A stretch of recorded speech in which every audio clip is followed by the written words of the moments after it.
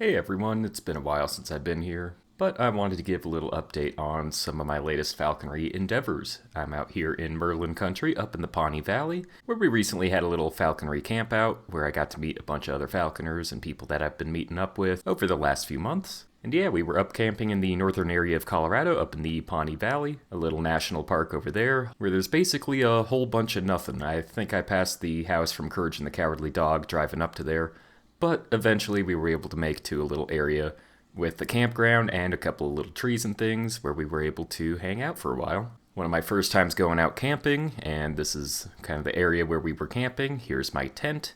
Despite what you might see, it did rain a couple of times, but it kept me nice and dry, so living a luxurious life up there, it was actually pretty nice. But of course, the big story was that we were able to go falconing. We camped out to the first day of the season and were able to go out and try and scare up some rabbits for some of the birds. Speaking of birds, this one is Bonnie.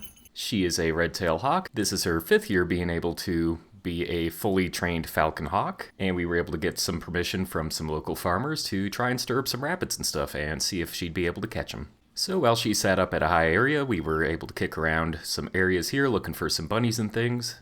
Unfortunately, something about the location didn't really sit too well with Bonnie. There were a bunch of other farm animals there. There were some donkeys, there were chickens, roosters, there were all sorts of other animals. Things that I guess she maybe just didn't really know what to think about. So a couple of times we kicked out a rabbit or two, and she would rather just kind of watch it rather than pounce down and actually get it. But as the morning went on, she kept flying to different areas to get a different lay of the land, kind of getting more used to everything around her. And at one point we even had another wild hawk fly right over us, which was kind of interesting. So maybe that had something to do with her not wanting to really get out and get those rabbits quite as well. But we kept trying. That's the one thing you gotta keep doing. So eventually Bonnie was able to fly up onto the top of this nice pole here, able to get a good view of just about everything, and we were able to kick out another bunny, which we knew was kind of in this area. And this time she was actually willing to go and try and take it. So here is that video. Oh!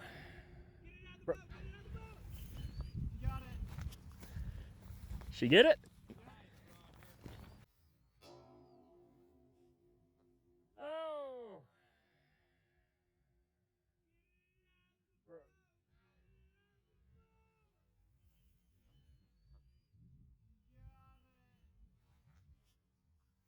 And there we go, she was able to catch it. And that was pretty awesome. It's my first time actually seeing a falconry trained hawk actually take prey, which was very cool indeed. I tried to get the best video I could while not just standing there like an idiot. I'm trying to get in all these other areas trying to look for bunnies and stuff, so the video here doesn't really do the justice of it, unfortunately, but it was still very awesome to see. You can see that once the bunny got startled out, she was able to come down from that top of the pole.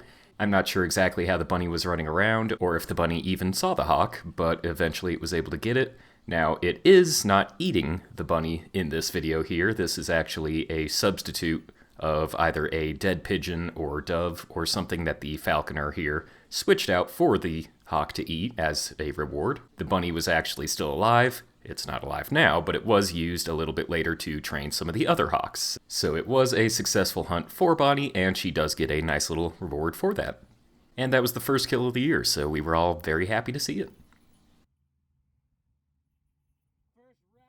A couple hours later, we were out again, this time with a goshawk. This goshawk is a juvenile. It was either her first or second year going out hunting, and you could tell that she was a little less experienced. The falconer there, Justin, was actually using her from the fist, which means that he was holding her, rather than letting her fly around and let us scare out some stuff. But despite that, she was able to get away a couple of times and fly off into the nearby forest.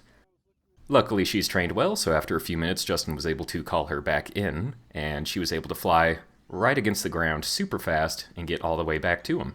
Now, I know you can't really tell with this video, but what she actually did there was actually quite amazing. Again, this bird's only about 2 years old at this point and doesn't have too much experience with hunting and killing, but it was still able to fly at basically a full speed all the way back to the falconer, and doing so, she was able to basically thread the needle of the barbed wire fence that the farmers had there. So the fence that was surrounding the property looks a lot like this one. She was able to fly not over it, but through it. She actually threaded the two barbed wires, and she would actually do this twice during that hunt, which shows you just how amazing these things are at actually seeing things. And for the speed at which they move and just how much is going on, it really is incredible to see. So as the day kept going by, we kept trying to get some rabbits and stuff to come out. Eventually, a couple of them were able to get kicked out, but they just kind of had too many little hiding spots for the bird to really take full advantage of. If this was a bit more of an empty field, there might have been a much better chance, but it's all about the location and just the ability to find the right stuff in the right angles to hunt everything. At one point, the bird was trying to corner this rabbit, but it kept kind of finding these little nooks and crannies. And this is the second time when it actually flies through that opening in the fence. It's right in this tree. But again, there's just kind of too many areas for the bunny to be hiding, so even though the hawk was right behind it, the bunny just was able to kind of outmaneuver it and get to a place with a little bit extra cover. And it knew that we were there. There were a bunch of us trying to kind of scare it out into these open fields, but it knew that it could probably get by us a lot easier than it could get by the hawk. So eventually we did have it cornered, but it was able to get by us. But as unsuccessful as that hunt was, it was still incredibly fun to see and witness the bird and just how precise it is with its flying. Like I said, it flew through a fence that was this big, not once, but actually twice. And this is a young bird too, so it really just goes to show how capable they are of maneuvering in flight and how much control they really have. Back in the camp, we had the rain move in a little bit, but we had this very nice double rainbow, which was amazing. Take a look at that. And right as the rain let up, we finally had our dinner ready. And check this thing out.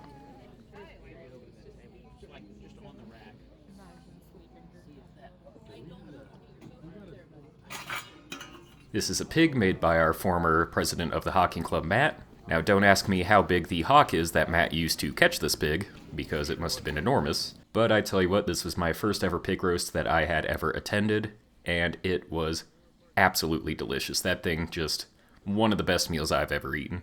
Ever since I first joined the club, they told me just how good these things were, and that I had to come to the annual pig roast and enjoy it, and let me tell you, they were not lying. This thing was incredible. And I think everyone there actually enjoyed it. There were about 30 of us and a good 10 or 15 birds. Not everyone was a falconer, but everyone did enjoy themselves there. There was a lot of fun stuff to see, so I hope to one day be able to bring a falcon to this club. So still learning the basics right now, but I'm still very eager to continue my dive into falconry and join up in the ranks with the rest of these people. So a very fun trip, the first time I get to see these birds in action, and hopefully the first of many times. But still quite a bit of work to go on right now, so maybe one day I'll be the one who has the bird with me.